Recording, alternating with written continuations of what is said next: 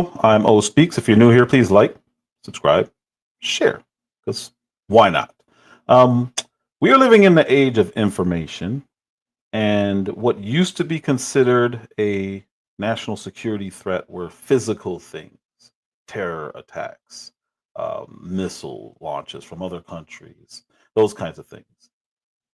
Right now, over the last 10 to 15 days or so, what was rumored for a very long time, and what we used to call the Russia hoax, uh, was verified. Tulsi Gabbard, who was the director of national intelligence, national and SI, national security intelligence, whatever her title is, she came forward and well, I'm going to play the video, but what I really want to talk about is Epstein files. Um, are of great interest to people because we want to know information. JFK, going all the way back to JFK assassination, it's information that we want. MLK, which was supposed to be released, all the information on that also, information that we want. January 6th took forever to get the information that we wanted. These are all things that I think the government was scared to release, which is why some of them have taken way longer than others. And I think the whole Epstein thing knowing what I know now, um, should have taken a backseat to this story that I'm going to cover today. The title of today's live is Tulsi Gabbard releases newly unclassified doc suggesting conspiracy involving Barack Obama. The biggest story and the biggest conspiracy in this country's history was Joe Biden and him not running the country through his term. I did a live on it. I talked about it. I mean, on a dozen lives. The auto pen scandal really, really highlighted it, and people started coming out, and we now know there's more than one person outside of Joe Biden who had access to the auto pen, which means pardons were signed, laws were signed, executive orders were signed, not by a president, an elected president, and he is the one who's supposed to do it. Now, the auto pen itself was not the issue. The issue was who was authorizing it. Was he authorizing it? Came out where he said he did not authorize all of those pardons. Um, that is the biggest story because the American people elected a president and he did not serve his term, and it was covered up for 4 years. And an agenda was pushed and we don't know who was pushing it. We legitimately don't know who was pushing it. We now have an idea of it, which is going to be the content here today with Tulsi Gabbard and what she's releasing. So, without further ado, I want to go before Tulsi Gabbard released the information that she did, and then we're going to go into the actual information. Then we're going to go through her press conference. The story is wild. So let's pull this up.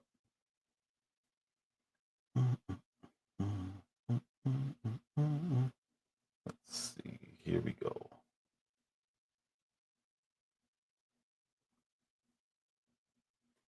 Be no fuzz on this whatsoever. The Russians interfered in our election during All right, now you look in the corner. That's 2017 June. This was after the fact. President Trump was elected in November, got into office in January, and that's where everything took place. That's what we now know. That's when we now know everything took place. So this was the head of the FBI outright lying to Congress. 2016 cycle. They did it with purpose. They did it with sophistication. They did it with overwhelming technical efforts. And it was an active measures campaign driven from the top of that government. There is no fuzz on that. It is a high confidence judgment of the entire intelligence community. And the members of this committee have seen the intelligence. It's not a close call. The entire intelligence community is what you just heard him say. And we had the same thing happen with Hunter Biden's laptop. The entire intelligence committee, or the former heads of the intelligence committees, or all the intelligence organizations, came forward and said it was Russian misinformation, disinformation. And again, Information is what is power. We have organizations within the United States government that are controlling everything through information, which again leads back to the Epstein files, blackmail. Holding on to this information gives them power through threats. Holding on to this information when it comes to JFK or MLK gives them power through, hey, we can't let the American people know what's really going on. Because if they find out, they'll know that we are what we've heard over the last 5 years, threat to democracy. We heard it under Obama also, threat to democracy. And it was nonstop, drilling in years. How many times have you guys heard Russia tried to hack the 2016 election? Russia again tried to hack 2020. It's just what they've been pushing. We now know it was all a lie. That happened. That's about as unfake as you can possibly get, and is very, very serious, which is why it's so refreshing to see a bipartisan focus on that, because this is about America, not about any particular party. So that was a hostile act by the Russian government against this country. Yes, sir. In that time frame, there were more than the DNC and the DCCC that were targets. Correct. There was a massive effort to target government and non-governmental, near-governmental agencies like nonprofits. What would be the estimate of how many entities out there the Russians specifically targeted in that time frame? It's hundreds. I suppose it could be more than 1,000, but it's at least hundreds. He said hundreds of entities were involved in hacking our election. Threat to democracy.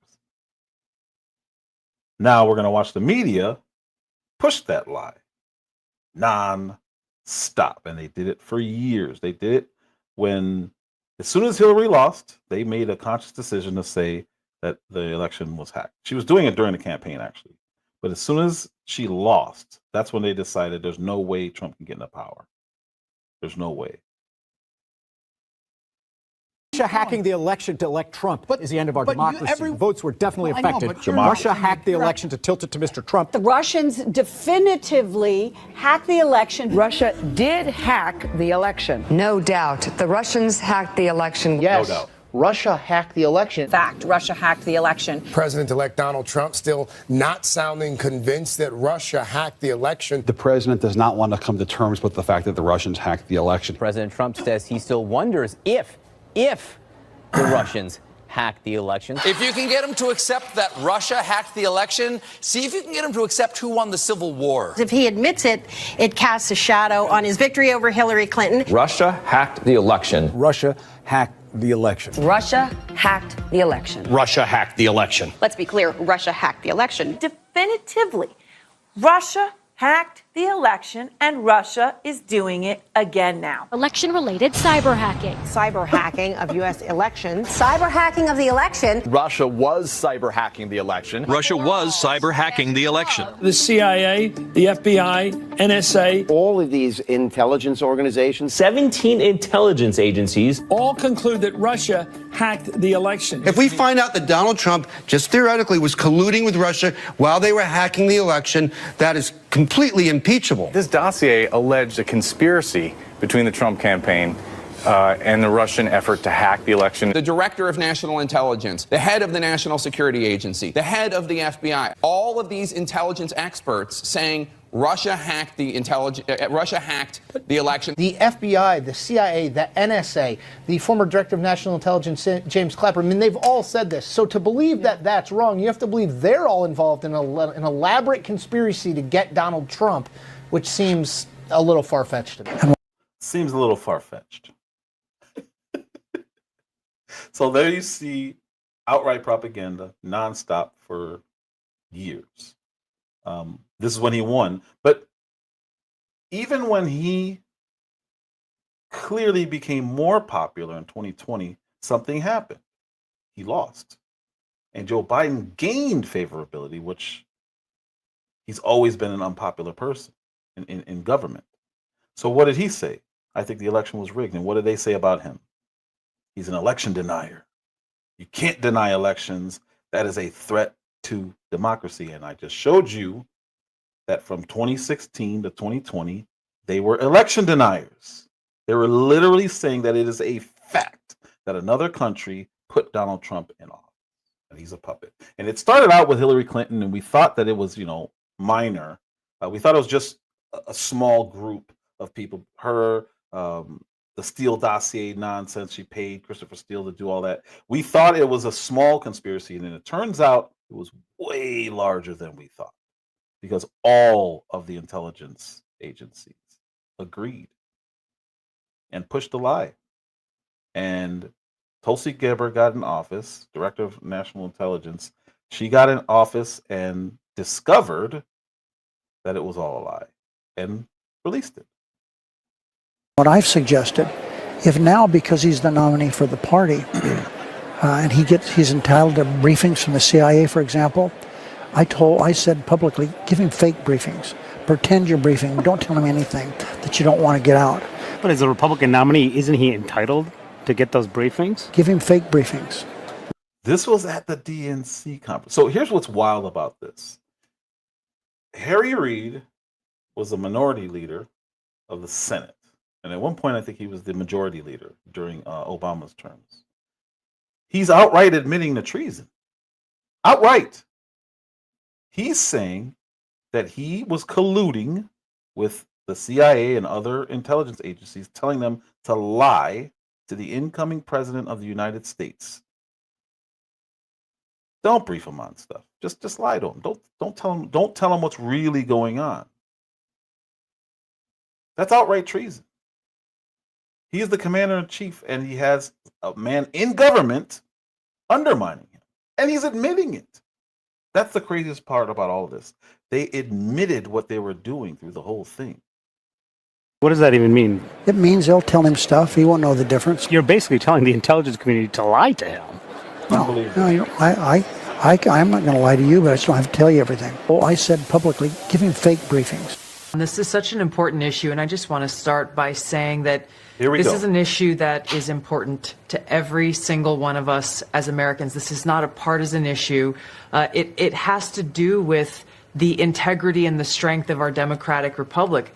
And it lays out this over 100 documents that you're referencing that I released, declassified and released, spells out in great detail exactly what happens when you have some of the most powerful people in our country directly leading at the helm, President Obama and his senior-most national security cabinet, James Comey, John Brennan, James Clapper, and Susan Rice and others, essentially making a very intentional decision to create this manufactured, politicized piece of intelligence with the objective of subverting the will of the American people, who in November of 2016 delivered a historic victory to President Trump, defeating Hillary Clinton.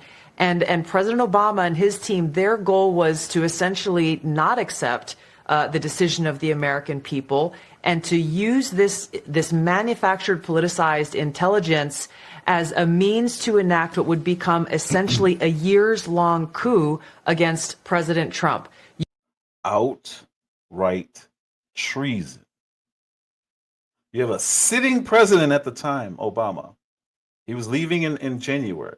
So they concocted this scheme so that the next president has to be undermined for his entire term, to try and to not allow him to get things done. The people elected him, yet we were called a threat to democracy. You have people, one was elected, Obama was elected into office, who was literally being a threat to democracy, undermining democracy. Because he didn't like the guy who was coming in after him. And then when, in 4 years, Trump says the election was rigged, they literally called him an election denier and a threat to democracy. What they say, I've said this 1,000 times, what the left says, 100% of the time is what they're actually doing, if it's negative. If they call you a racist, most likely they're doing racist things. If they call you a fascist, I guarantee you they're doing fascist things. It's what they do. If you are a threat to democracy, they are the threat to democracy. This is what they do. You have gone into great detail over these years of what the effects of this document and this decision have resulted in. Obviously, a years-long Mueller investigation that cost taxpayers almost $40 million, 2 congressional impeachments, endless smears and attacks against not only President Trump, but his family. He had senior members of his team who were investigated, some arrested and jailed. We had heightened and increased tensions between the United States and Russia. The CIA is not allowed to operate in this country because they're supposed to protect us against foreign threats. Now, the exception to that is to partner with an agency here that can operate here. So that's where you get the word assets. And you have January 6th, where we now know there were 26 FBI assets involved in January 6th. That's a lot of people. What were they doing? An asset is something that's supposed to further your cause, supposed to provide value to you. It's supposed to help. That's what an asset is. So when you find out that there were 26 people helping during January 6th, it makes you wonder how. If it was such a disaster, what were they helping with? You mean to tell me you had 26 assets on the ground breaking into the Capitol and they still allowed it to happen? Where's the value in that? How did that help? Unless it helped in a different way, which is promote, again, that Donald Trump is a threat to democracy. So we have the CIA working against a sitting president of the United States. They're not even supposed to be operating here. So their in was to work with all the other agencies that are allowed to work here and lie and say, yeah, we have intelligence because we're over here in Russia and we're learning that they hacked the election. Threat to democracy. We heard it nonstop. The list goes on and on about the consequences of President Obama and his senior cabinet members politicizing intelligence once again, and I say these words very clearly, to enact what was essentially a years-long coup, subverting the will of the American people in that election in November. Now, you referenced this president's daily brief document. All right, so this is the document. Why is it still going? I stopped it. Why did it do that? Sorry. Heightened and increased tensions between the United States and Russia. The list goes on and on about the consequences of President Obama and his senior cabinet members politicizing intelligence once again, and I say these words very clearly, to enact what was essentially a years-long coup, subverting the will of the American people in that election in November. Now, you referenced this president's daily brief document. All right, cool. Let me make this bigger so you guys can see what this is. Because this is undeniable proof of the people who were in on these meetings, and this one specifically. This is the document here. This is from the Director of National Intelligence under Barry Soetoro, Barack Obama.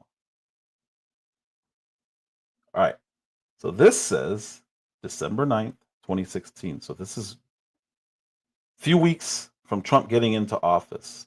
It says the Obama White House gathers top cabinet officials for National Security Council Principal Committee meeting. Who was there? James Clapper, John Brennan, Susan Rice, John Kerry, Brian McKeon, Loretta Lynch, Andrew McCabe, Avril Haines. These are all people who were there. They all knew.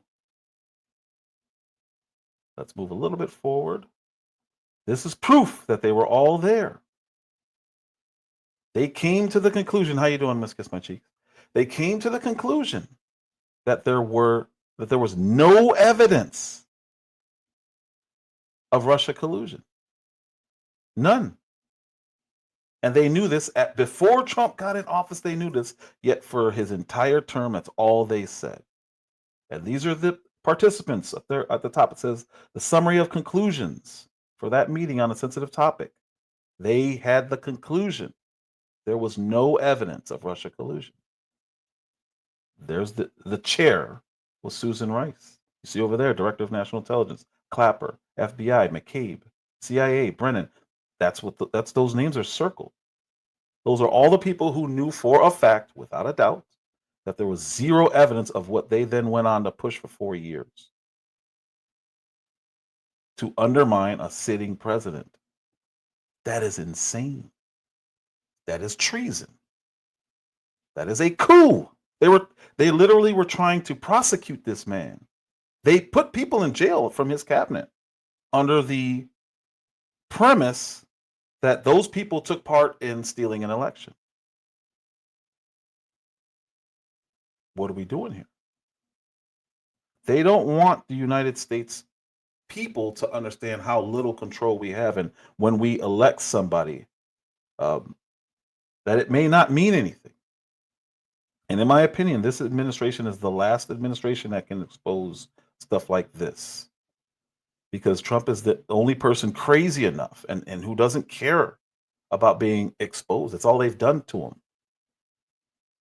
Since Obama was in office, he was talking about this guy. So he doesn't care. He's not threatened by them. Anyone else can be compromised. Collusion and conspiracy at the highest levels against President Trump. Now, Director of National Intelligence Tulsi Gabbard revealing what this audience has known all along. A cabal of high-ranking officials led by then-President Barack Obama, CIA Director John Brennan, and Hillary Clinton, among others, took the world on a wild goose chase to try and take down their political enemy, Donald Trump.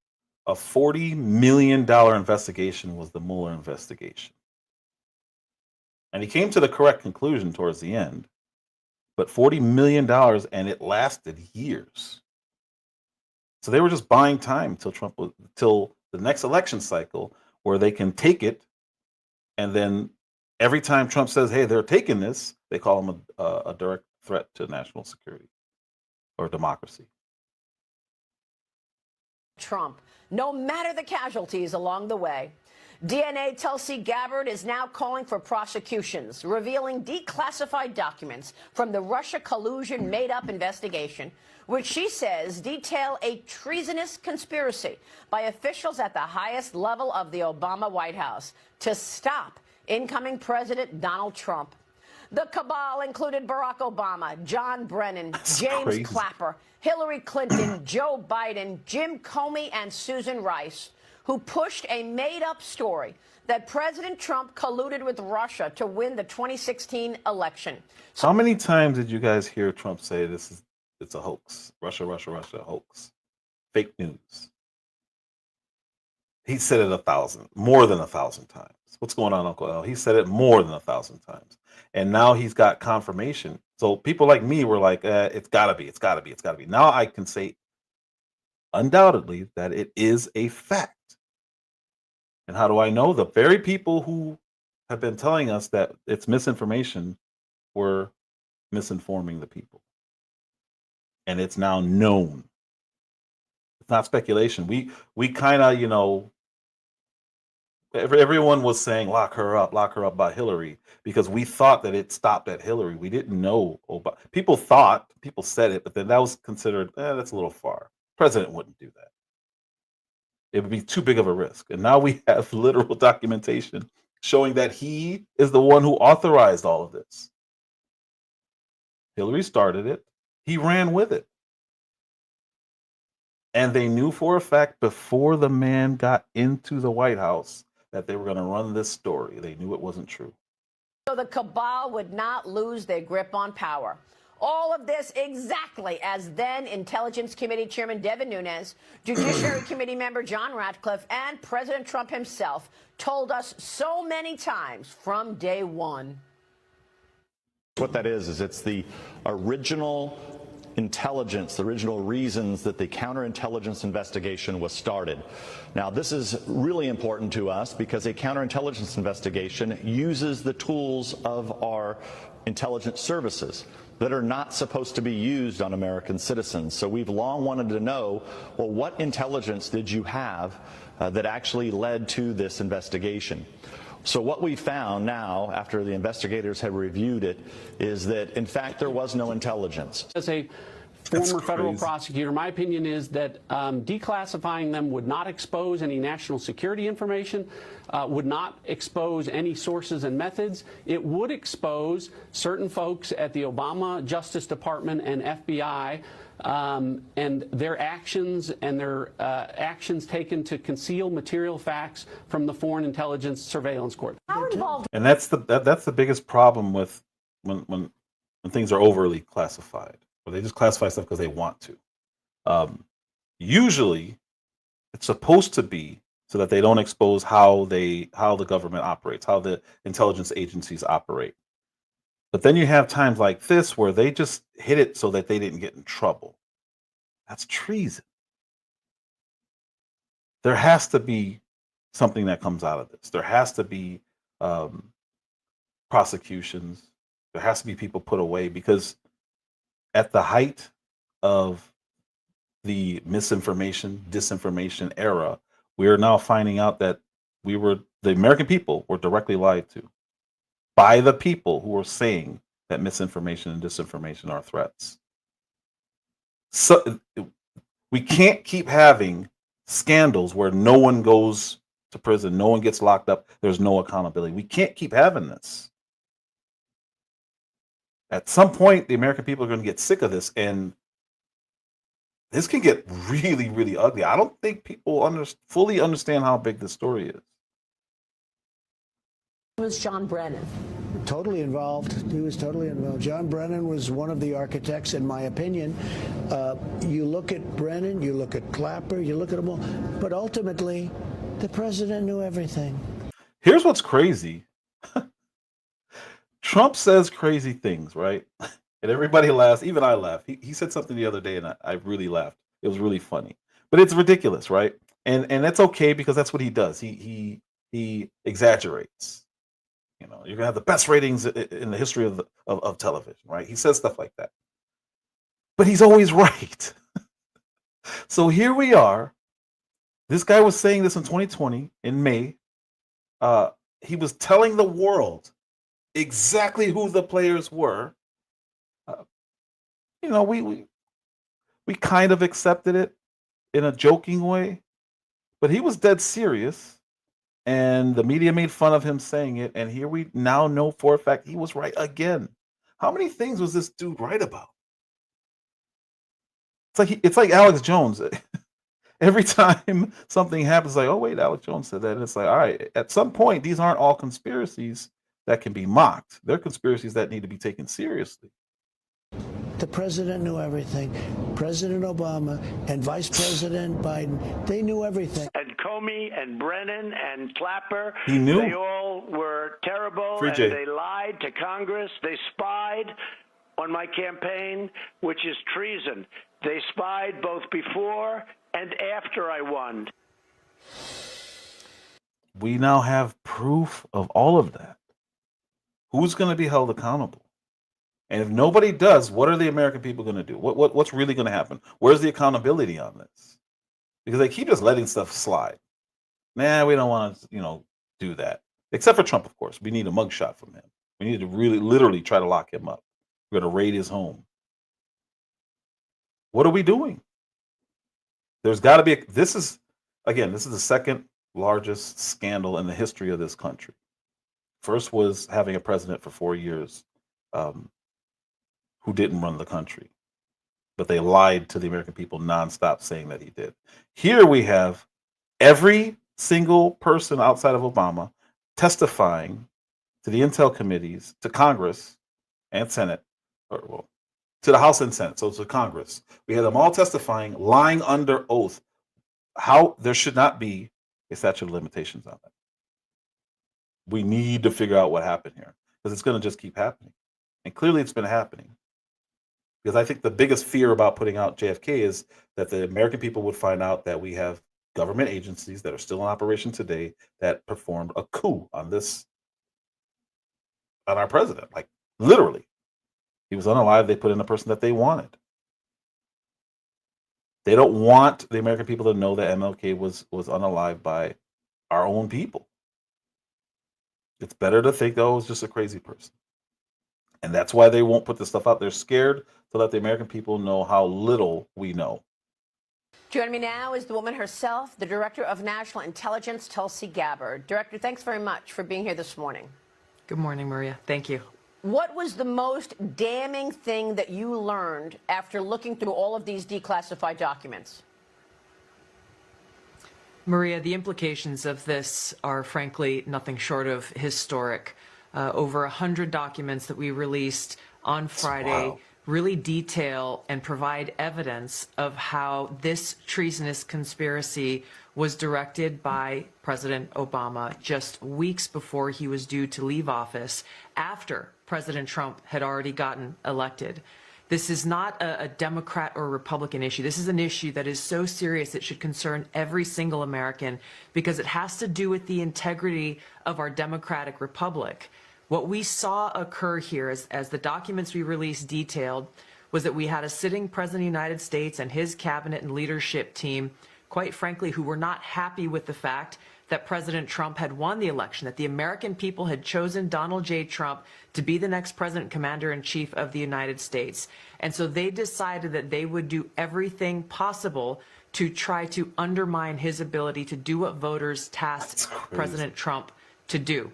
So creating this piece of manufactured intelligence that claims that Russia had helped Donald Trump get elected contradicted every other assessment that had been made previously in the months leading up to the election that said exactly the opposite, that Russia had neither the intent nor the capability to try to, quote unquote, hack the United States election for the. Yet I played for you. The media ran with it for years. They'll probably still say it today. Oddly enough, the media is not covering this. All of the media is not covering this story. Why? Why is it all being done on Fox News? You're not going to see this story very much on any. You'll see small coverage of it, but the scope of this story is so massive and the implications are so huge that this should be the #1 story. Nothing else could come close to this story. The presidency of the United States. So the effect of what President Obama and his senior national security team did was subvert the will of the American people, undermining our democratic republic, and enacting what would be essentially a years-long coup against President Trump, who was duly elected by the American people. Yeah. Now, I want to go back to something Devin Nunes said, which is exactly what you're saying right now. And he said, after all of our investigation, we found that there was no intelligence. There was no intelligence actually indicating that Trump colluded with Russia. And what happened? Because there was a presidential daily briefing that was presented to President Obama every day. And every day it said the same thing. We have no evidence of collusion. We have no evidence that Russia did this with Donald Trump. So what happened? How did they actually get the public to believe, and half the public believed, that actually Trump did collude? Nonstop barraging of misinformation, brainwashing. That's all the media talked about. Like I said, they were still talking about it through this last election cycle. And they would call you an election denier, and you're a threat to democracy if you say that Trump won in 2020, or that Trump won in 2020. You have to accept it. It was the freest, most transparent election of all time. Yet they were literally coming off of 4 straight years of election denial, to the point where they were trying to alter the next election. And then when they succeeded, you are the threat. Well, this is the thing, Maria, when you look at the assessments that were made, not just by one element of the intelligence community, but in my role as the Director of National Intelligence, I oversee 18 different intelligence community elements. And in the months leading up to the November 2016 election, the intelligence community agreed that there was no intelligence that reflected that Russia was trying to hack the election in favor of either candidate. The evidence showed, the intelligence showed that, again, Russia did not have either the intent nor the capability to be able to impact the outcome of the United States election. So it was very striking when we look back again at the documents that I declassified and released that shows there was a shift in early December, the first week of December. Again, another document was produced by the intelligence community, a president's daily brief that was consistent with every other assessment that was done previously leading up to the election. Russia did not, this is after the election now, did not attempt to affect the outcome of the American election. That was never published. Hours before it would have gone into President Obama's President's Daily Brief, it was pulled by a senior level intelligence official saying that they had to pull it because they had received new guidance.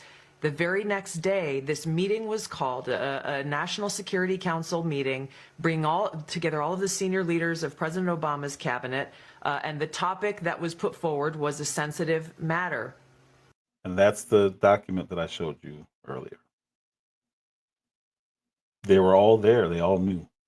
And they came up with the idea that, hey, we know this didn't happen because every briefing was the same, but we're going to go forward with this narrative anyway. The tasks that came out of that meeting was coming from President Obama directing the intelligence community, then Obama's ODNI director Clapper, to produce a document, to produce an intelligence assessment that detailed not if, but how Moscow affected the outcome of the election that had already occurred, electing Donald Trump to the presidency. This document that they published in January of 2017 was the foundational groundwork that they continued to reference over and over and over again to enact this years-long coup against President Trump.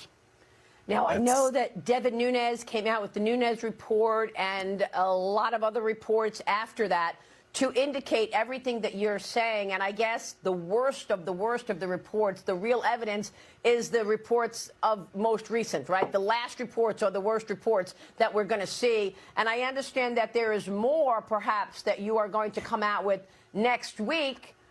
And I was told that that's why they raided Mar-a-Lago, that they wanted to find the Trump-Russia documents that indicated there was absolutely no collusion and that there was no evidence to even start such an investigation. But Trump didn't have it there in Mar-a-Lago, but that's why they raided his house in 2022. Is that correct? I don't have the details on the specifics of the Mar-a-Lago raid itself. Those are within the possession of the FBI. But there's no question in my mind that this intelligence community assessment that President Obama ordered be published, which contained a manufactured intelligence document. It's worse than even politicization of intelligence.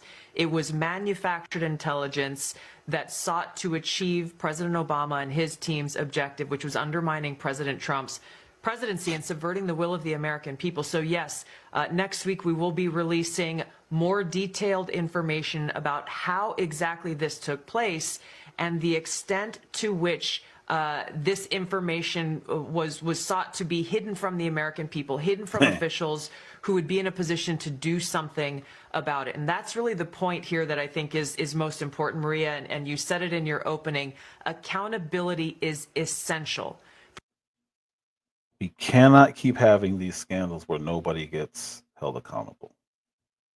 We just can't. She just said that the president, in that meeting, it's documented, everything's transcribed, that he instructed one of his intelligence leaders to make up a lie and put it out, and then they used that. They published it, and they used that for years. These people were called before committees in the Senate and the House, and they lied. I played one of them at the very beginning of this. Comey outright said that there were hundreds of entities that were attacking and, without a doubt, hacked our election. Outright lie. But his plausible deniability say, hey, I was just reading the report. So you could say he wasn't lying, even though he was in that meeting where they knew that it didn't happen. Something has to happen. Somebody needs to be held accountable. More than one person, too, We can't have this Epstein nonsense where only Ghislaine Maxwell gets held accountable for thousands of disgusting acts. We can't have this. More than one person did something here.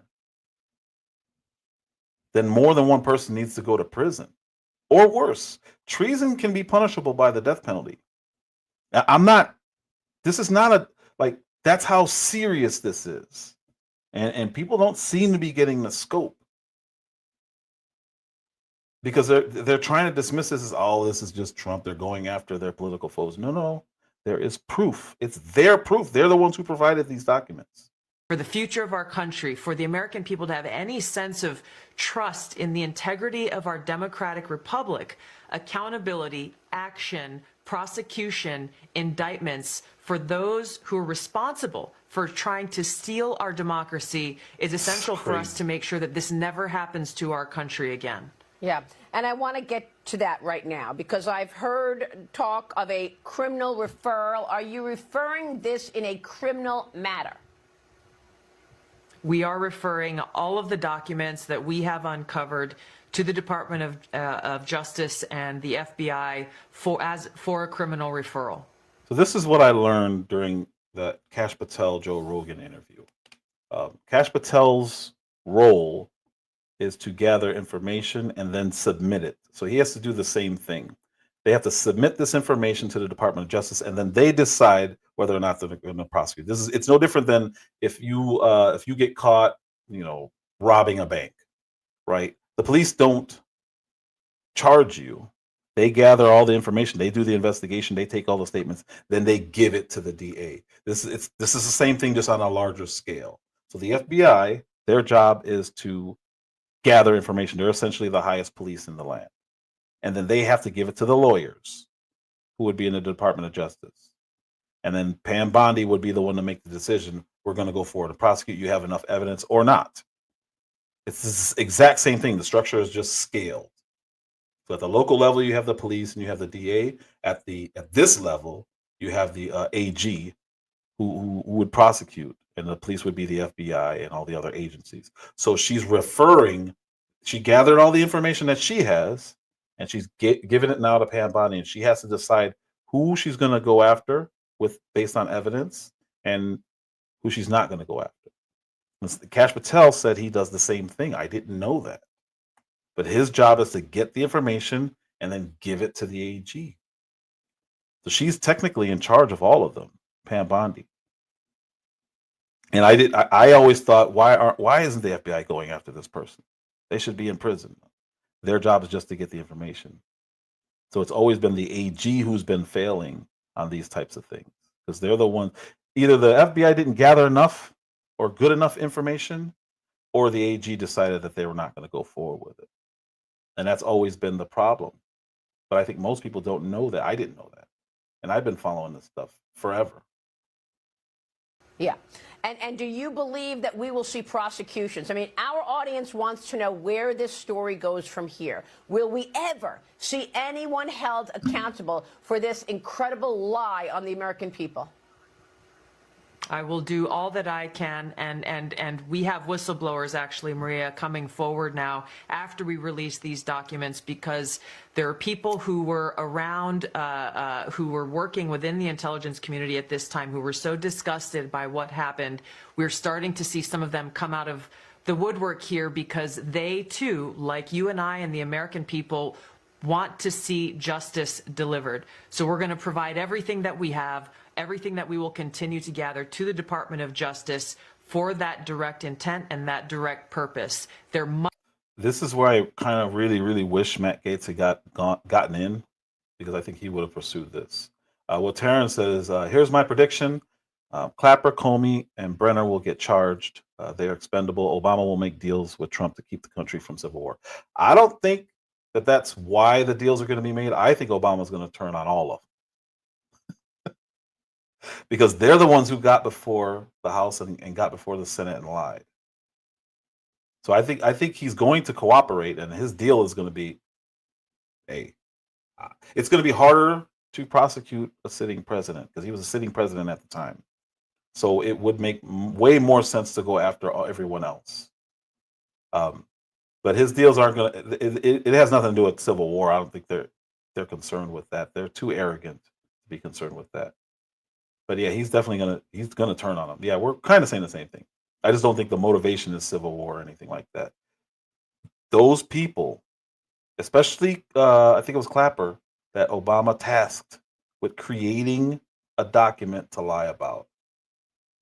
Those people, something has to happen, or we are looking at potential uprising, because that's not. They think January 6th was bad. We find out that this is all. I mean, we know it's true now, but we find out this. This is. Ooh, this is, like I said, this is the second largest story in the history of this country when it comes to conspiracy. Must be indictments of those responsible, no matter how powerful they are and were at that time, no matter who was involved in creating this treasonous conspiracy against the American people. They all must be held accountable. So do you expect, just to be clear, do you expect indictments and prosecutions? Has to be. Has to be. I'm not a lawyer. In my view, we have the evidence to be able to move forward and bring about justice, yes, to prosecute and indict those responsible. And I want to really put a spotlight on who's responsible, because we've talked about the highest levels. Barack Obama, John Brennan, James Clapper. But we also have to look at things like, you just found all of this. Why didn't Durham find it? Why didn't Mueller find it? Okay, what about the Pfizer judges? Because when you look at this seditious conspiracy aimed at overthrowing the U.S. government and an elected president, you have to consider also the black robes. You've got to look at the Pfizer judges. And how about the fact that the judge who gave a slap on the wrist to Kevin Kleinsmith, who was the FBI agent who lied on an official document about Carter Page, who was spied on for a year. That judge is Judge James Boasberg. He's still at his desk, and he's still trying to stop Donald Trump. Here's what I think is going to happen. I think what Terrence said, the people that are going to go down are going to go down. I think that's going to send a clear message that if these top heads of agencies can go down, anyone can. And I think that's going to scare people into, it's going to scare them straight, essentially. There's always going to be activists. You can't get rid of those. There's always going to be those one-offs.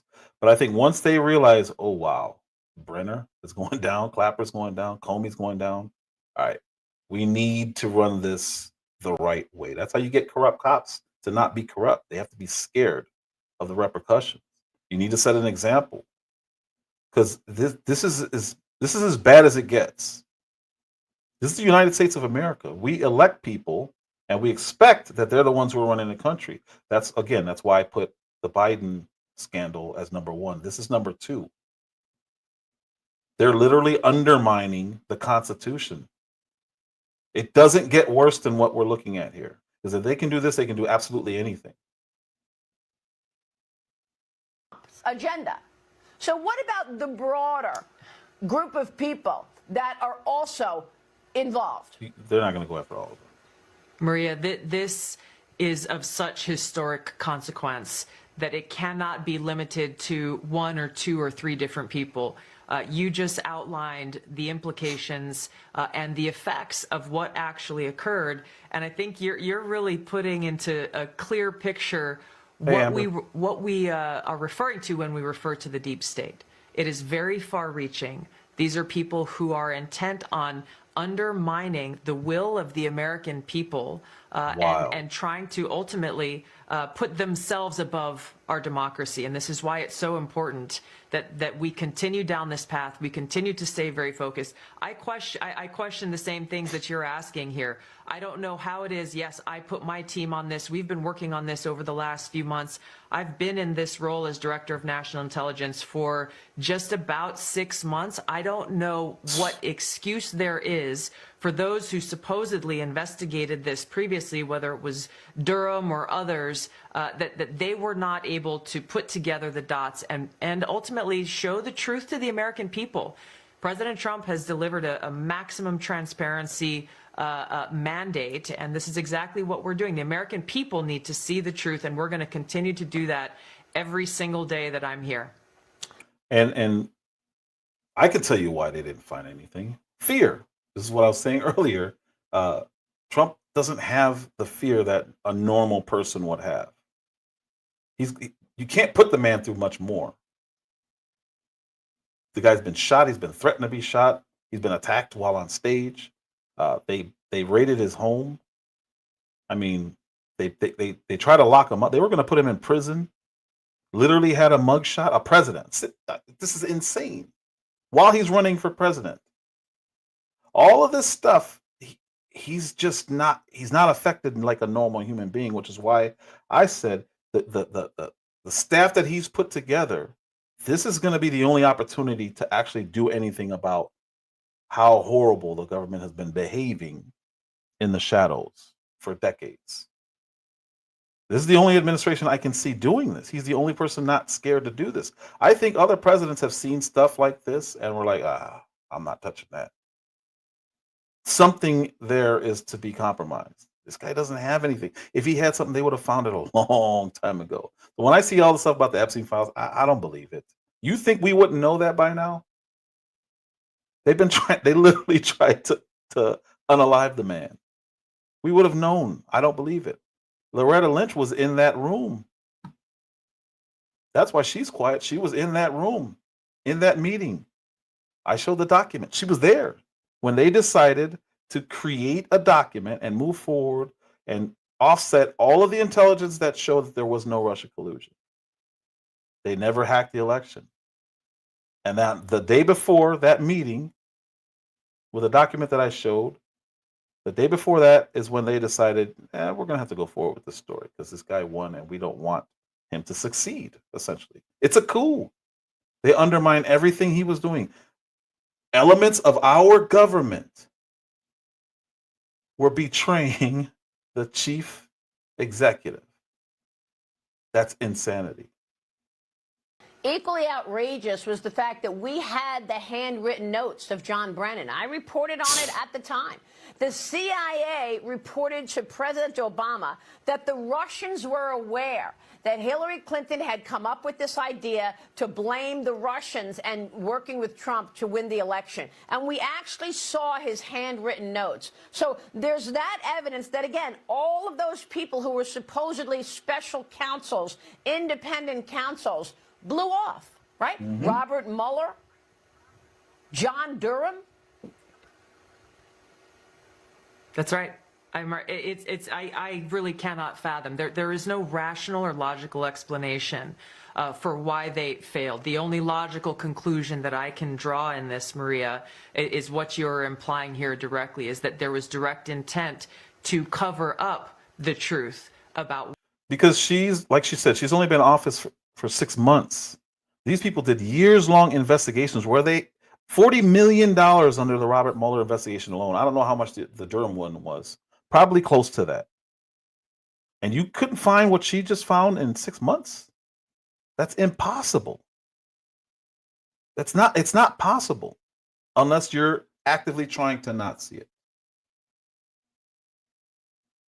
So with that, I think they made a choice to go with this one over the Epstein files because I think they believe that this is the bigger story, and I would have to agree with it. I don't think they should end the Epstein thing, but I think in order, if you're going to go in order of how to release things and what to release, this is definitely the bigger story. I literally try to subvert a United States president. Epstein, you have horrible, horrific crimes, and you have people in high power.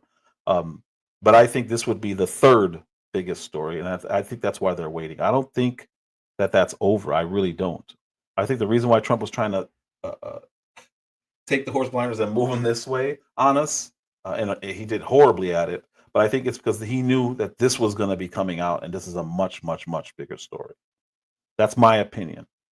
So this is, the Dems they're going to disagree with anything Trump says, no matter what he says. So that was going to happen regardless. But I think that it was a decision by Trump, Pam Bondi, Cash, Bongino. I think they all decided this is the story that's bigger because this is the story that was a literal threat to democracy versus having a huge, massive child abuse ring, which is again huge, but it's not a constitutional threat.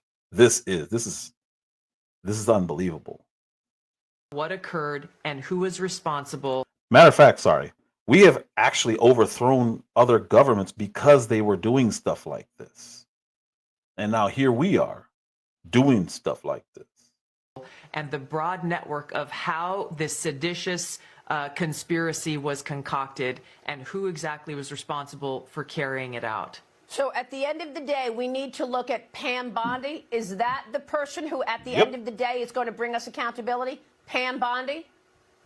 Attorney General Pam Bondi, FBI Director Kash Patel, it is their responsibility to gather all of the evidence, both that we have released, the facts that have already been known previously, the information that will continue to come out, and move forward with this prosecution and these indictments. Obama's been caught directly. So people say, oh, you know, a group. It's not a group. It's Obama. His orders are on the paper. The papers are signed. The papers came right out of their office. They sent everything to be highly classified. Well, you could tell he's mad because this is what I mean. The guy's been saying this the whole time since before he even got in office. He's been saying this. They're spying on me. We've got on good authority that they're spying on me, and he's been saying this the whole time. Fake news, Russia collusion, Russia hoax. That's what he calls it. And I think he believes that this takes priority, going back to what I was just talking about, because it is more serious. It's not as disgusting, but this impacts everybody, every single American, not just an emotional standpoint. You voted. Like, this is insanity. What's going on, Catcher? So I think this is where his focus was, which is why when he was at the table, he was like, why is everybody talking about Epstein? Because he was mad because now he's got confirmation and nobody cares because everybody kind of knew this already. They just didn't have names. Now we have actual names, and the names are the top of, like, literally the top of the food chain, all of them. And it's like, oh man, this is literally a sitting president was doing this to this guy before he got in. highly classified. It's been released. And what they did in 2016 and in 2020 is very criminal. It's criminal at the highest level.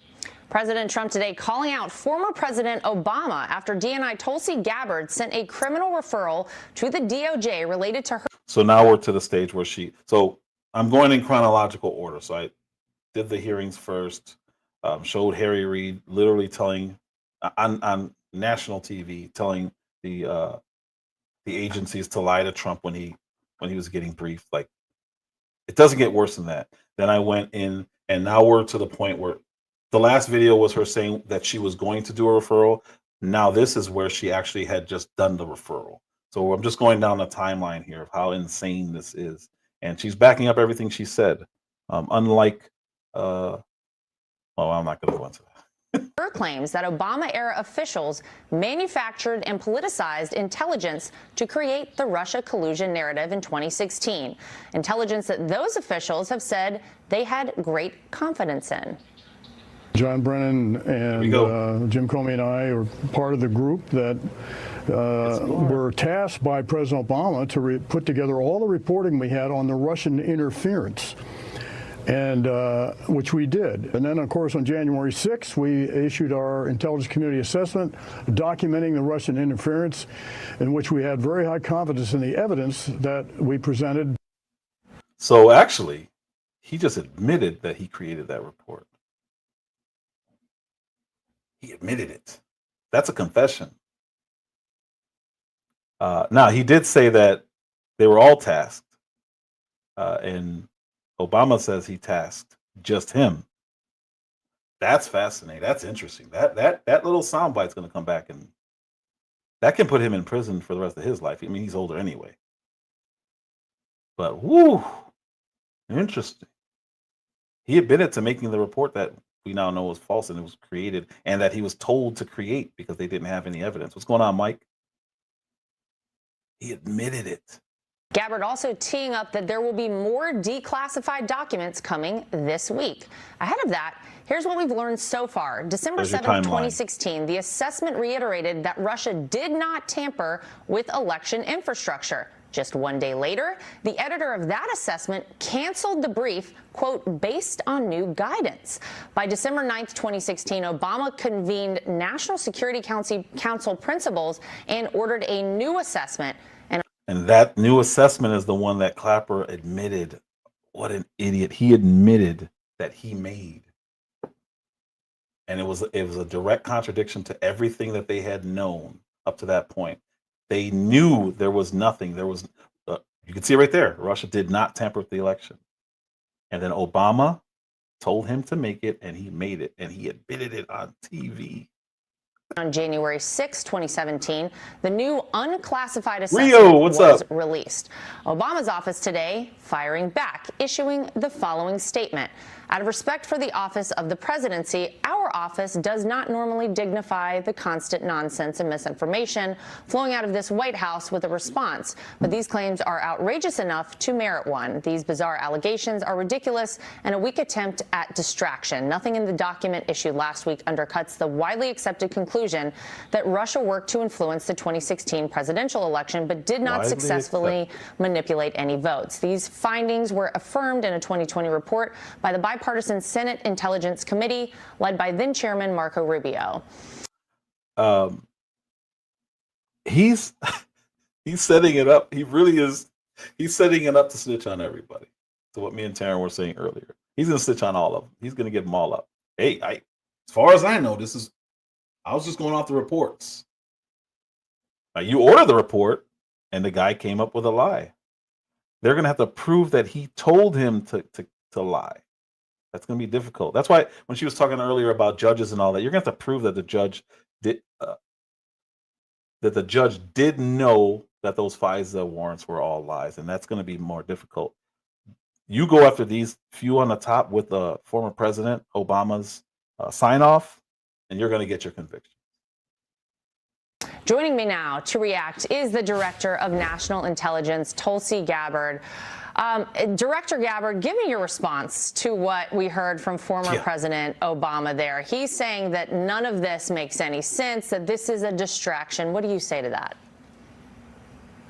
It's the art of deflection coming from former President Obama, as well as his friends who are still in Congress today, and Senator Warner and Congressman Jim Himes, really all basically saying that exact same statement, which doesn't actually address the issue that was revealed in great detail in the over 100 documents that we released last week, and the documents that we will be releasing later this week that point to the undeniable fact that you laid out in your introduction to this segment, is that the intelligence community had one assessment, that Russia did not have the intent or capability to try to impact the outcome of the U.S. election leading up to Election Day.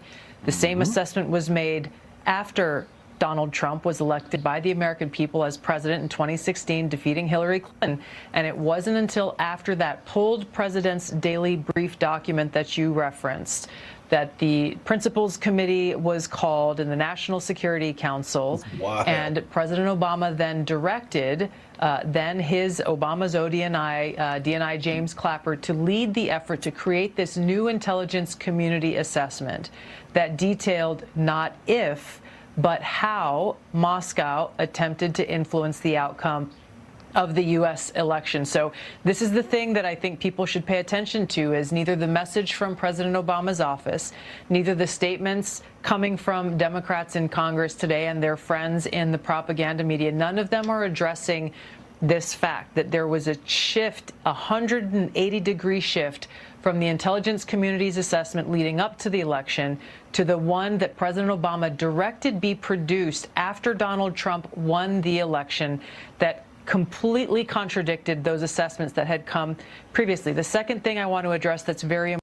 Before she gets to that thing, I think it was the 16th, they said they had new information. That's why they set the meeting. So all Obama has to do is lie and say, hey, I had new information and I want to know how that could happen. So I directed Clapper to create a report on how it happened. That's why the wording flipped. Not if it happened, how it happened. Because according to the so-called new information, they said, oh, all the information we have over the last 6 months of saying that there was no Russia collusion or there was no Russian hacking, all that information, we got new information now. So Obama says, okay, we're going to set an emergency meeting for tomorrow. And now the question is not if it happened, it's how it happened. He's going to get off, but he knows that the pressure is there, and I truly believe he's going to turn on all of his agency leaders, all of them. Yeah, this is it. This is what I was expecting from Kash Patel and Bongino, but I'll take this all day, all day. Important, Laura, is that you in the clip that you played, you saw John Brennan, James Clapper, James Comey stated with high confidence this January intelligence community assessment that they drafted at the direction of President Obama. The fact is that they used already discredited information like the Steele dossier. They knew it was discredited at that time, yet they used it as a source for this document that they claim to have high confidence in. They used intelligence that some of these intelligence community professionals rejected previously because of the lack of credibility and the lack of the ability to vet with any kind of confidence whether or not that information or intelligence was accurate and could be used for an assessment. There's a long laundry list of facts and intelligence reporting that directly contradict the statement coming from President Obama's office and those who are trying to deflect away from what actually happened, which was after Donald Trump was elected, led by President Obama, there was an effort to create a document that would serve as a foundation for what would be a years-long coup against President Trump, therefore trying to subvert the will of the American people who sent him to the White House in 2016. Well, it's amazing that you are now releasing all of this. And Tulsi, I have to tell you, for those of us who lived through it, thank you. I think it's great that we're getting this information out. You say there is more information, there are more documents to be released. Anything you can tell us on that? We will be releasing these documents shortly in the wake of the release that we did last week. I'm very encouraged by the fact that we have whistleblowers coming forward who are intelligence community professionals who were there when this happened and who were disgusted by it and are heartened at the possibility and the hope that the truth will see the light of day. And of course, the most important thing is that the American people see accountability, which is why we're referring and have already sent all of the documents that we have currently and any others that we get in the future to the Department of Justice to bring about that accountability, to ensure that the integrity of our democratic republic exists, that the American people can have faith and trust that who they vote for in our elections to be elected will actually be respected by those who are leaving power. I think they're in deep. That's so. I can't state it enough. There's nothing more important than the people having confidence, and it's been at an all-time low for a while now. If nothing happens here, there's going to be a problem. There's going to be a problem. Shit. And it's amazing, but my biggest takeaway is how did Trump 1.0 not find these documents that Tulsi just revealed? Because they really show the story. But we're just going to walk the audience through it like third graders because it's extremely dense. And it's taken me time and time again and reading all the materials to get it. So the deal was, let's start with let's go back to December of 2016. Barack Obama's president, but Trump has won and is going to be taking over as president in January. And they planned, the intel officials under Barack Obama planned, a lot of this is from Racket News, which everybody should read directly, Matt's group. Intel officials planned a December 9th, 2016 presidential daily brief, which is always from the intel community for the president, letting him know what's happening in the world. They planned a PDB that would say foreign adversaries, quoting here, foreign adversaries did not use cyber attacks on election infrastructure to alter the U.S. presidential election outcome. And they also plan to say, we have no evidence of cyber manipulation of election infrastructure intended to alter results. None. Here's the bottom line. What people need to know is Obama's intel community was about to give Obama a presidential daily brief that totally dismissed, downplayed, poo-pooed, choose your word, the notion that Russia had meaningfully interfered in the 2016 presidential election. That's true. And by the way, Matt has gone well beyond the language that just speaks to manipulation of election infrastructure and pointed out that if you look at what the intel community had been saying, it went well beyond dismissing they're not attacking our election infrastructure. They had doubts up and down the board about whether Russia had done anything more in 16 than it had ever done, which was just kind of attempts to be a menace and sow a little bit of chaos. And the intel communications that are released now by Tulsi show that. So while Andy and others are zeroing in on the notion that before they sat with Obama, they were going to tell him no attempts to hack our election infrastructure. And Andy will later argue them later coming out and saying, but lots of attempts to interfere in the election in general and totally to help Donald Trump. He's saying that's apples to oranges. Jim Himes, you point out at Racket News, is saying that's apples to oranges. There's no gotcha in Tulsi's big reveals about what was about to happen next because nothing that happened next contradicted that they didn't try to hack our election databases. We will be releasing further documents tomorrow that will refute that statement. So now we're at the day before.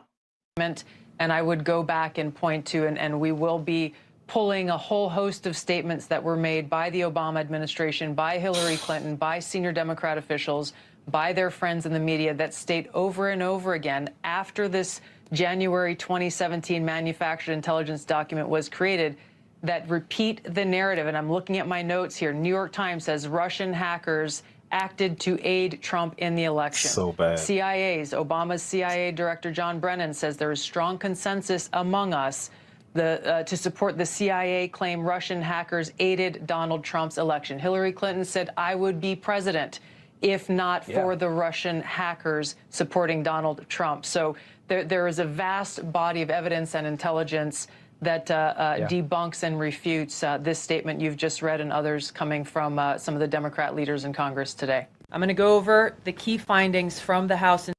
So now here's what she released the following day. This is insane. Intelligence report, which investigated the claims that were made by an intelligence community assessment ordered by President Obama and published in January of 2017. First, Putin's principal interests relating to the 2016 election were to undermine faith in the U.S. democratic process, not show any preference of a certain candidate. In fact, this report shows Putin held back from leaking compromising material on Hillary Clinton prior to the election, instead planning to release it after the election to weaken what Moscow viewed as an inevitable Clinton presidency. In the January 2017 intelligence community assessment that President Obama ordered, John Brennan, who was CIA director at the time, and the intelligence community intentionally suppressed intelligence that showed Putin was saving the most damaging material that he had in his possession about Hillary Clinton until after her potential and likely victory. The report goes into great detail about the information that Russia and Putin had on Hillary Clinton, which included possible criminal acts, like secret meetings with multiple named U.S. religious organizations in which State Department officials offered in exchange for supporting Secretary Clinton's campaign for the president. So again, everything they said about Trump is what they were doing. All the stuff they said he was doing literally is what Hillary Clinton was doing. And it's all documented. Significant increases in financing from the State Department. Wow. They also had documents that showed the patronage of the State Department to State Department employees who would go and support Hillary Clinton's presidential campaign. There were high-level DNC emails that detailed evidence of Hillary's, quote, psycho-emotional problems, uncontrolled fits of anger, aggression, and cheerfulness, and that... Remember that one time they said she passed out on the way back into her car from a rally or from a speech? Listen. Then Secretary Clinton was allegedly on a daily regimen of heavy tranquilizers. Whoops. Then CIA Director Brennan and the intelligence community mischaracterized intelligence and relied on dubious substandard sources to create a contrived false narrative that Putin developed a quote-unquote clear preference for Trump. Brennan and the IC misled lawmakers by referencing the debunked Steele dossier to assess quote-unquote Russia's plans and intentions, falsely suggesting that this dossier had intelligence value when he knew that it was discredited. The intelligence community excluded significant intelligence and ignored or selectively quoted reliable intelligence that contradicted the intelligence community assessment's key findings on Putin's alleged support for Trump. Including this intelligence reporting would have exposed the ICA's claim as implausible, if not ridiculous.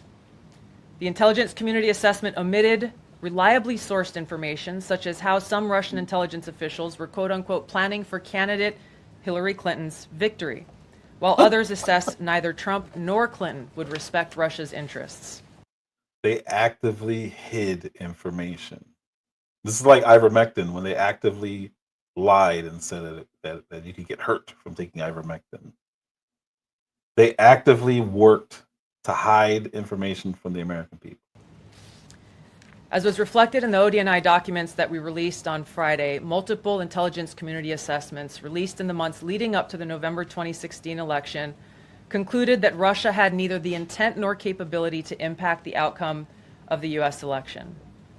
On December 5th of 2016, the FBI and ODNI gave the House Intelligence Committee its first post-election classified briefing, in which there was no mention of Putin aspiring to elect Trump by either agency. The Presidential Daily Brief, drafted on December 8th of 2016, stated that no Russian or criminal actors impacted vote counts. This document was pulled just hours before it was to be published due to quote-unquote new guidance. If it had been published, it would have been briefed to both President Obama and President-elect Donald Trump. On December 9th, 2016, a National Security Council meeting was called to gather President Obama's senior national security officials, which included CIA Director Brennan, then Obama DNI James Clapper, Susan Rice, and others. Following that secret meeting, DNI Clapper's assistant sent an email to the intelligence community with the subject line, POTUS tasking on Russia election meddling. There's a paper trail, and she's releasing it. They can't deny it. They have transcribed meetings, which are always classified because those are classified meetings. But they sent out emails saying, hey, this is what Obama wants us to do. Tasking ODNI leaders to create a new assessment per the president's request. The House Intelligence Committee Oversight Report that we released today reveals that, quote, unlike routine intelligence community analysis, the intelligence community assessment was a high-profile product ordered by the president, President Obama. It directed senior intelligence community agency heads and created an intelligence community assessment limited to just 5 analysts, using one principal drafter. This is not something that occurs in the normal path of producing an intelligence community assessment that reflects the views across the intelligence community. The production of this intelligence community assessment was subject to unusual directives directly from the president and senior political appointees, especially the former director of the CIA, John Brennan. The House Intelligence Committee Oversight Report also shows how later that same day, on December 9th, Brennan ordered the publication of quote-unquote substandard reporting on Russian activities, which had previously been withheld from publication of prior assessments because the information was judged, quote, to have not met long-standing publication standards. Some of the information later used in the Obama-ordered assessment over the objections of veteran CIA officers was, quote-unquote, unclear or from unknown sources. The Intelligence Committee's Oversight Report reveals that CIA Director Brennan overruled senior CIA officers who challenged the Obama-ordered intelligence assessment, stating, quote, we don't have direct information that Putin wanted to get Trump elected. So you have normal human beings who don't like to lie say, hey, I know this is what you want, but we don't have this evidence. And they're saying, yeah, that's okay, put it out anyway. And they're using sources that everyone knew. I mean, anyone on the right knew this the whole time, even though we didn't have full confirmation. Now we have full confirmation that they knew And the normal people who were saying, hey, you know, I can't put this out. There's no integrity in this. They directed them to still put it out. And now they're whistleblowers because they're honest people. And they understand the implications of government officials trying to overwrite the will of the people. It's treason. It doesn't get worse than what, I mean, obviously assassinations get worse, but this is the same end goal, to get a president out of there. Yet, the Obama-directed assessment was published on January 6, 2017, which explicitly stated, quote, "We assess Putin and the Russian government aspired to help President-elect Trump's election chances, when possible, by discrediting Secretary Clinton and publicly contrasting her unfavorably to him."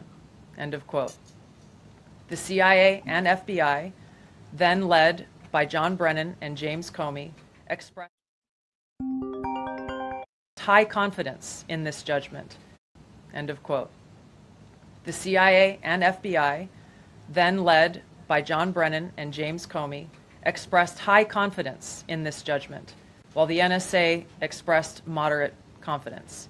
Yet, as the report we released today shows, the ICA, the Intelligence Community Assessment, did not cite any report where Putin indicated helping Trump win was an objective. The opposite is true. With regards to the Steele dossier, we now know that one of the source documents that the Obama administration used in the creation of this intelligence assessment in January of 2017 was none other than the discredited, unverified Steele dossier. The House Intel report states, quote, contradicting public claims by then CIA Director Brennan that the dossier was not in any way incorporated into this intelligence assessment. The dossier was referenced in the intelligence assessment's main body text and further detailed in a 2-page assessment annex. They have direct proof of leaders of the intelligence community lying. I don't know if you remember James Comey. I can't stand that guy. He did the same thing, though. But what he said when he was doing his thing with Hillary Clinton was, he was saying, well, it wasn't a, I can't remember. Trump was celebrating, and he was saying that it wasn't, I can't remember the exact verbiage. I don't want to misquote him. But essentially what he was saying is, it's not that Trump was innocent, is that we couldn't prove that he is guilty. So they were, instead of just saying, yeah, you know, he's exonerated, they didn't want to say that. So they left it up because they knew what they had done. If he would have said that there was proof and he had more proof, that would have been another lie. And he would have had to put it in another report. Comey was just flat out lying. John Brennan lied, and he denied using this dossier in this intelligence assessment that President Obama ordered because he knew it was discredited. It was a politically motivated, manufactured document. He directed senior CIA officials to use it anyway. CIA officer he's got to go to prison. The House Intelligence Committee staff, as they investigated this, quote, the director of the CIA, John Brennan, refused to remove it. And when confronted with the dossier's many flaws, responded, quote, yes, but doesn't it ring true? Brennan's going to prison. I can tell you that right now. Comey most likely is going to prison, but Brennan, with these releases, he's admitting that it's a lie, and he was forcing people to put stuff in official reports anyway. He's going to prison. Even the bipartisan Senate Select Committee on Intelligence report published in 2020 criticized the FBI's handling of the Steele dossier, noting its completely unverified nature and purposeful sidestepping of intelligence community procedures in its use. Now, President Obama, Hillary Clinton, John Brennan, James Clapper, James Comey, and others, including their mouthpieces in the media, knowingly lied as they repeated the contrived narrative that was created in this January 2017 intelligence community assessment with high confidence as though it were fact. Man. John Brennan, as CIA director, stated in a memo to his agency staff in December of 2016, saying, quote, there is strong consensus among us on the scope, nature, and intent of Russian interference in our presidential elected. It's the same thing they did with the Hunter Biden laptop. Only they only have one document on this. This, they have a full trail and coerced information that people within their own agency were saying, we can't use this. This is not right. Use it anyway. It sounds good, doesn't it? Use it. It's the same thing they did with the Hunter Biden laptop. 50 leaders of or foreign intelligence officials say that this has all the earmarks of Russian disinformation. It's the same thing. Election. This was reported by NBC News, confirming that Brennan, along with James Clapper and James Comey, agreed with the CIA's assessment that Russia intervened to help Trump win the presidency. Those three are going down. As Obama's Director of National Intelligence, James Clapper was tasked with overseeing the creation of this assessment in January of 2017 by President Obama, and he expressed confidence in its findings. In a 2018 interview with the Harvard Gazette, he talked about how he provided Trump with the same classified assessment that President Obama received, which included the high confidence judgment that Putin directly ordered the hacking and election interference. Clapper then went on to add, I think they, the Russians, actually influenced the outcome. This is a brief summary of the details that you'll find within the House Majority Staff's report in their investigation into the Obama-directed January 2017 intelligence community assessment. That leads us to the very same conclusion that we announced in the release of our documents on Friday. The implications of this are far-reaching and have to do with the integrity of our democratic republic. It has to do with an outgoing president taking action to manufacture intelligence to undermine and usurp the will of the American people in that election and launch what would be a years-long coup against the incoming President of the United States, Donald Trump. Do you believe that any of this new information... So, of course, they opened it up to questions afterward, and these are a couple of the questions. There's not many. That I don't have much longer to go. Implicates former President Obama in criminal behavior? We have referred and will continue to refer all of these documents to the Department of Justice and the FBI to investigate the criminal implications of this. For even former President Obama? Correct. The evidence that we have found and that we have released directly point to President Obama leading the manufacturing of this intelligence assessment. There are multiple pieces of evidence and intelligence that confirm that fact. Ed, go ahead. Director Gabbard, thank you. So just to two questions, but to begin on that. The president yesterday, you've inferred that the former president helped lead a coup. Based on what you now see, do you believe President Obama is guilty of treason? I'm leaving the criminal charges to the Department of Justice. I am not an attorney, but as I've said previously, when you look at the intent behind creating a fake manufactured intelligence document that directly contradicts multiple assessments that were created by the intelligence community, the expressed intent and what followed afterward can only be described as a years-long coup and a treasonous conspiracy against the American people, our republic, and an attempt to undermine President Trump's administration. The only reason he would ask that question is to try and form a mistrial if President Trump ever or President Obama ever had to stand trial. And he could say the head of all intelligence in this country tainted any possible jury pool. There's no reason to ask that question. She can't say that he's guilty. And he knew that. So you could see the media's working with them also. That question was just dumb. You can't get before any judge and have the director of national intelligence say something like Obama's guilty of this. She can't say that. So why ask that? Unless you're trying to get her to say that. The Senate Intelligence Committee spent several years looking into this. Same guy. And unanimously agreed in a bipartisan fashion, Secretary of State Rubio was a member of that committee, that there was no political interference. There was a years-long Justice Department investigation into this as well that also concluded no political interference. So help us from a 50,000-foot level explain, what do you now have that refutes those two conclusions? I will encourage you, in my role as the Director of National Intelligence, my job, again, as I said when I came into this role, was to make sure that we are telling the truth to the American people, and that we are ensuring that the intelligence community is not being politicized.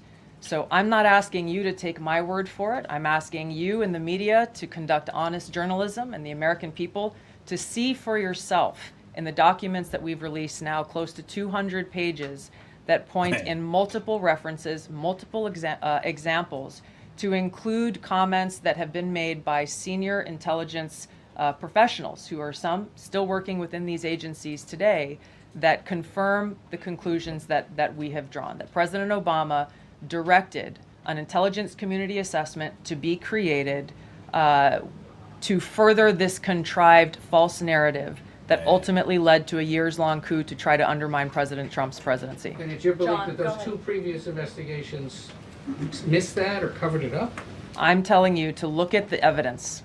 Look at the evidence, and you will know the truth. You're the journalist. Look at outlets like the New York Times, the Washington Post, MSNBC, CNN, Politico. You'll see in these outlets either total and complete silence, or those who are choosing to cover it are not actually pointing to the documents and the revelations that were released, that we released last week and this week, exposing the truth about this manufactured intelligence assessment. Instead, they're saying, oh, well, you know, President Obama's office says this is bizarre, or focusing on these other issues that have nothing to do with the core, very disturbing revelation that we released that frankly has to do not with Democrats or Republicans, but with the integrity of our democratic republic. It's a serious issue that should concern every American, should concern. What's crazy about that is they literally dug through each line of Trump's taxes, but they're not going to look at the paperwork that she's providing. They're not even going to try to report on it. What they're going to do is they're going to bolster up the credibility of all the intelligence agencies, as to say, oh, there's no way they could have done this. In every serious news outlet, and I can only conflate their silence or attempts at misdirection as one thing, is they're afraid to tell the truth, because if they tell the truth, they'll have to remind the American people that over those 4 years, both during President Trump's election, after the election, and in the years of President Trump's first administration, they furthered the lie. They printed what the deep state actors in the intelligence community and the John Brennans and James Clappers of the world told them to print. Some even won Pulitzer Prizes for it. So in order for them to cover this honestly and objectively and simply report the truth that we released in these documents, they would also have to admit their culpability in furthering this historic lie. Adam Schiff, you lied about Russia. You lied about Ukraine. Excuse me. Sorry about that. What are you going to do when the deep state can't protect you anymore? Have a nice day. When you're brought up for treason, what is your response going to be then? You're going to hear these words later, but you might as well hear them now. You have the right to remain silent. Anything you say can and will be used against you in a court of law. You have a right to an attorney. If you cannot afford an attorney, you will be provided with one. Do you understand these rights as I've cited them to you? Adam Schiff, everybody. Guys, the Democrats are committing treason. This is the shame. He doesn't have time for my questions. But right now, what we have going on in our country is an attack on our sovereignty. And it's time that all Americans stand up against it. I pray that you wake up and the Democrats wake up to the lie that's going on. But I think that's what's happening. I think the American people are seeing through it. And that's the beauty of this. You can't hide from it anymore. Have a nice day. I pray that he wakes up to the sound. Oops, wrong one. Sorry. I pray he wakes up to the sound of law enforcement kicking his door in. Because that guy was in Congress. He was probably the worst. I mean, every interview he did, he was calling Donald Trump a traitor to the country. All he did was talk about Russia, Russia, Russia. Every interview, I mean, day after day after day. The worst part is he was on the House Intelligence Committee, so he knew it was a lie the whole time, but he kept saying it anyway. That's why when I think it was Johnson who got it. Was it Johnson? I don't remember which new speaker had got in. They removed him from the Intelligence Committee immediately because he had no business being on there. He was using that for credibility to lie. Anyway, that's all I have for today. You have my predictions now. Obama is going to snitch on everybody, and he's going to come out not clean, but free. Brennan, Clapper, Comey are going down. I don't know how they survive this, but we'll see. I mean, there's no. I can't say there's no way. I don't see a way for them out of this because there's the paper trails. IMO Speaks. If you're new here, please like, subscribe, share. Catcher, thank you. Rio, welcome. Mike Levin, thank you. Taryn the Black, thank you, thank you. Appreciate you guys all stopping in. Amber C, thank you. Kiss My Cheeks. Free J, Uncle L, all you guys, G Will, John Thompson, as always, thank you guys so much for stopping in. This story is massive. This story, we, like I said earlier, we literally overthrow governments who do stuff like this to their people, and we do it under the name of democracy. And here we are with leaders that tried to do this to us. That's all I got for you today.